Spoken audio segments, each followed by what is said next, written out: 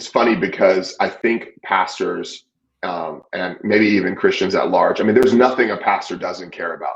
A pastor is particularly in our, in our vertical, so to speak, our Yeah. tribe. We analyze everything theologically. Yep. So we might look at politics, you analyze it theologically. You look at vehicles, you look at coveting, you look at buying things and money and profits and watches and preachers and sneakers and whatever else we're looking at. We go, well, what does that theologically make sense that a pastor has $300 shoes, right? Well, the one thing we don't ever look at theologically is eating.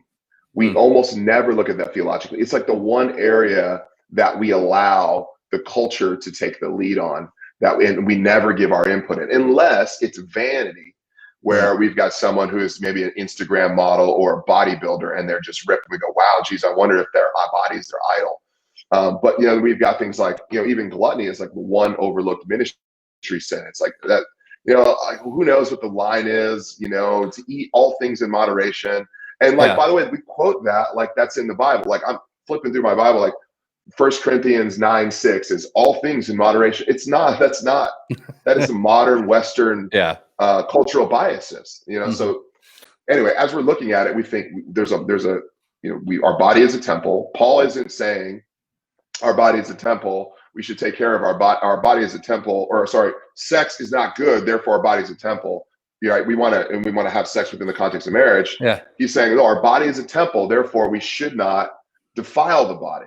Right. So taking that principle can bleed over into so many different areas. And it certainly bleeds over into taking care of the body, because if your body is made in the image and likeness of God, you have a responsibility to steward that body well.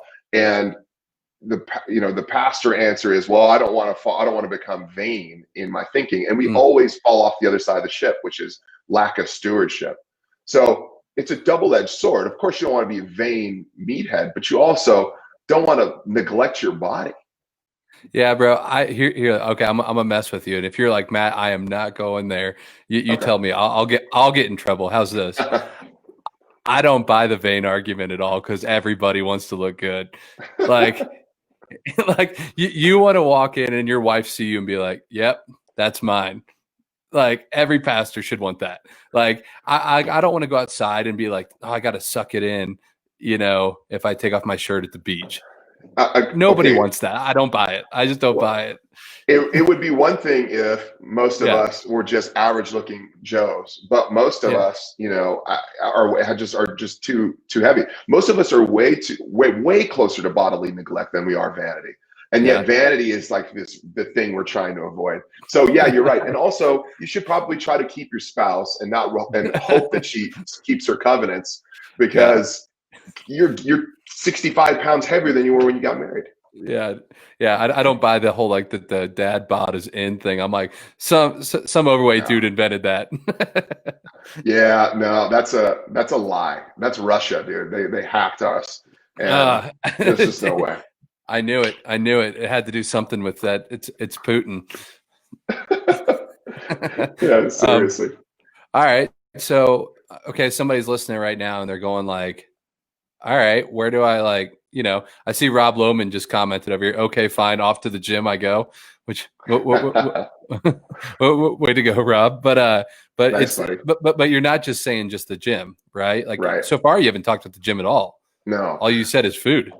Yeah, I think that's where you have to start, because I think there's a biblical case for understanding eating well. You have to start there. But I think that first, even thinking biochemically, what your body is going to look like and feel like is 85 to 90% what you eat.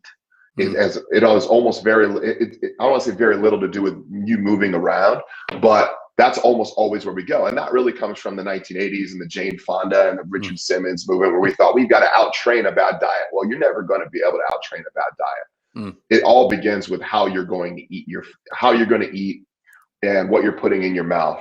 And I think, so going back and thinking big picture about this, let's just think about the concept of the fall of man.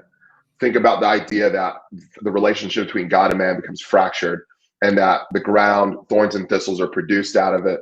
And now for man to be able to work, it's going to be very difficult. So as we go to do agriculture, we start getting creative and we think of things that allow us to produce crops at a higher level, because thorns and thistles are difficult.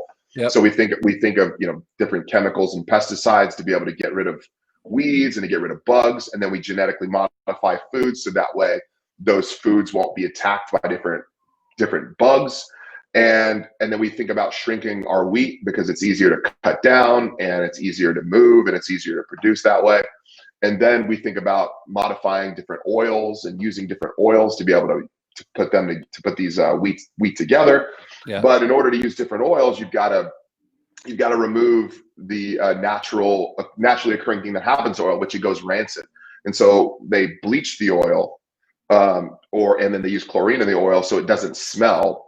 So oftentimes we're eating modern bread. We're eating bread that is actually made with rancid vegetable canola or sunflower oil. And so we're eating bad junk food for our bodies. And so we think that the bread that Jesus ate and the bread that we eat today was the same. Well, Jesus ate bread, I eat bread. Well, no, Jesus didn't eat Wonder Bread and Iron Kids bread. Yeah. He ate good, ancient, high quality grain. And today we eat this like Franken food that we invented, which is from the fall of man. Like, we got involved in God's creation and we created something that tastes good, but is destroying our body. So we really do have to start with what you're eating, not how much you work out, and then go from there.